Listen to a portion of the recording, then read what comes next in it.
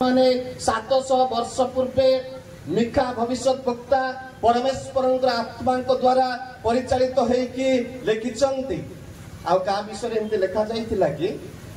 भाई माने प्रभु दास माने का विषय कहा जाइतिला कि मु कहीं कि यीशु ख्रीष्ट को ईश्वर भावरे भगवान भावरे स्वीकार करबी because he was already prophesied in the old testament से पुरातन नियम रे हजार हजार वर्ष तले तांको संपर्क रे कहा जाइतिला तांकर अस्तित्व हवा पूर्वर से भूमिष्ठ हवा पूर्वर मरण पर्यंत स्वर्गारोहण करबा पर्यंत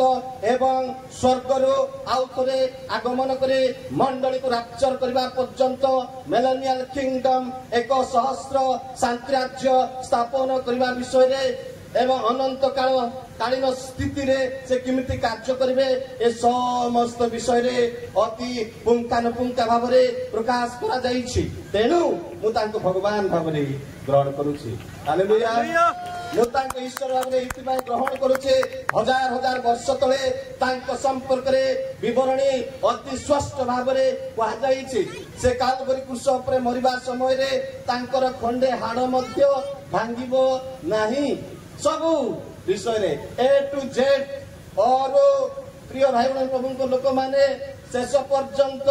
तांको विषय रे कहा जाइछि से पेटरे किमती रहिबे किमती जन्म ग्रहण करिवे कोठी जन्म ग्रहण करिवे एवं से किमती बढ़िबे किमती मरिबे से कोन करिवे समस्त विषय अति स्पष्ट भाव रे बाइबल रे प्रकाश करा जाइछि भविष्य वक्ता मानक द्वारा कहा जाइछि भाई बहन प्रभु को लोक माने।